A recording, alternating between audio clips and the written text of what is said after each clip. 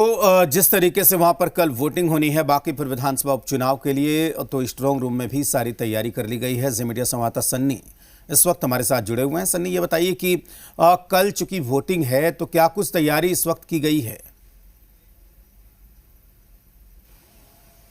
बिल्कुल, चुनाव आयोग की ओर से पूरी तरीके से तैयारी है और चुनाव आयोग के दिशा निर्देश पर जिलाधिकारी के नेतृत्व में लगातार ट्रैफिक व्यवस्था के साथ साथ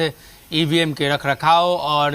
चुनाव की प्रक्रिया किस तरीके से शांतिपूर्ण तरीके से संपन्न हो, उन तमाम बिंदुओं को लेकर पूरी तरीके से तैयारी की गई है। इसके अलावा राजनीतिक दलों ने भी अपने स्तर से तैयारी की है और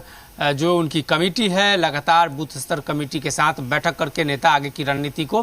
तय कर रहे हैं। दरअसल इस उपचुनाव को लेकर काफ़ी चर्चा है और उस अनुरूप बांकीपुर में वोटिंग का प्रतिशत बढ़े, इसको लेकर चुनाव आयोग प्रयास कर रही है। साथ ही चुनाव संबंधित जितने भी अधिकारी हैं उनको ट्रेनिंग दी गई है तमाम चीज़ों को लेकर, और लगातार सोशल मीडिया के जरिए कैंपेनिंग के जरिए अपील की जा रही है कि बांकीपुर के मतदाता बढ़ चढ़कर इस चुनावी प्रक्रिया में हिस्सा ले, इसलिए कि शहरी क्षेत्र है और शहरी क्षेत्र में मतदाता काफ़ी जागरूक होते हैं, उसके बावजूद भी वोटिंग का प्रतिशत काफ़ी कम रहता है, जो चुनाव आयोग के लिए चिंता का विषय है और जिला प्रशासन भी इसे बढ़ाने को लेकर लगातार प्रयास कर रही है। तो राजधानी पटना के बांकीपुर में जितने भी बूथ हैं वहाँ पर लगातार मॉनिटरिंग और साथ ही साथ जो टीम प्रशासन की रहेगी किस तरीके से शांतिपूर्ण तरीके से चुनाव को संपन्न कराया जाए, और जिस बूथ पर पिछले कई चुनाव में एक्टिविटी हो चुकी है या संवेदनशील बूथ है वहाँ पर भी पैरामिलिट्री फोर्सेस की तैनाती के साथ साथ जिला अधिकारी और जिला प्रशासन, जिला के वरीय अधिकारी लगातार मॉनिटरिंग कर रहे हैं और जगहों पर जाकर मुआयना कर रहे हैं।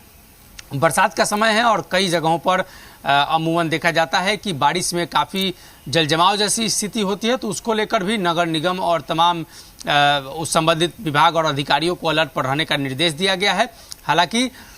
चुनाव प्रक्रिया जिस तरीके से संपन्न कराई जाएगी और जैसे ही चुनाव प्रक्रिया संपन्न होगी तो ईवीएम को कैसे सुरक्षित संरक्षित रखा जा सके, इसको लेकर भी सीसीटीवी कैमरे लगाए गए हैं और उपयुक्त संख्या में पुलिस बल की भी तैनाती की गई है। अगर पॉलिटिकल पार्टियों की बात करें तो लगातार वो भी चुनावी प्रक्रिया में हिस्सा लेने और जिस तरीके से मतदाताओं को बढ़ चढ़कर चुनावी प्रक्रिया में हिस्सा लेने की अपील कर रहे हैं, तो निश्चित तौर पर जिला प्रशासन चुनाव आयोग की ओर से उम्मीद जताई गई है कि इस बार वोटिंग का प्रतिशत थोड़ा बढ़े ताकि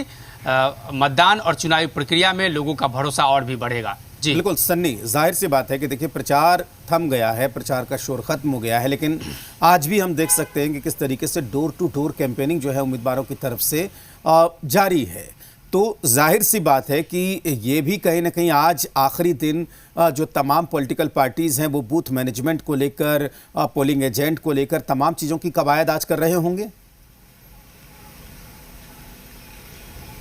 बिल्कुल, और इसी माइक्रो मैनेजमेंट के आधार पर तो 12 से 24 घंटे में परिणाम बदलता है और ये सभी पार्टियां करती है। दरअसल पिछले कई चुनाव से ऐसा देखा गया है कि माइक्रो मैनेजमेंट पर विशेष राजनीतिक दल ध्यान देते हैं।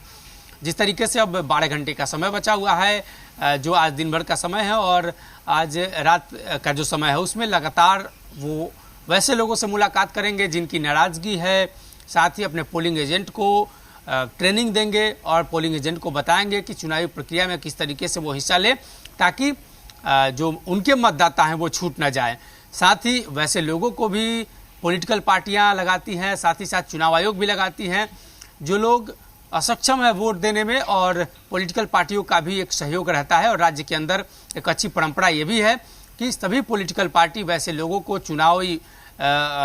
ईवीएम तक पहुँचाने की वो लोग कोशिश करते हैं जो लोग चलने में असमर्थ है। हालांकि चुनाव आयोग की ये जिम्मेदारी है, लेकिन कई जगहों पर देखा गया है कि जो पॉलिटिकल वर्कर हैं वो भी इसमें काफ़ी सहयोग करते हैं, और जहां पर चुनाव आयोग सक्षम है वहां चुनाव आयोग पूरी तरीके से निष्पक्ष और पारदर्शी तरीके से इसको करती है। साथ ही साथ पॉलिटिकल पार्टियां भी इसे करती है, लेकिन चुनाव आयोग इस पर विशेष ध्यान रखती है कि किसी भी वोटर को इन्फ्लुएंस नहीं किया जाए चुनाव के दिन और किसी तरीके की हस्तक्षेप चुनावी प्रक्रिया में न की जाए। लेकिन तमाम पॉलिटिकल पार्टी के वर्कर अब पूरी तरीके से ट्रेंड है, उन्हें चुनावी प्रक्रिया की जानकारी है, आदर्श आचार संहिता की जानकारी है, उस लिहाज से वो तमाम लोग तैयारी करते हैं कि उन पर किसी तरह का आरोप नहीं लगे। पक्ष विपक्ष के द्वारा आरोप प्रत्यारोप का दौर तो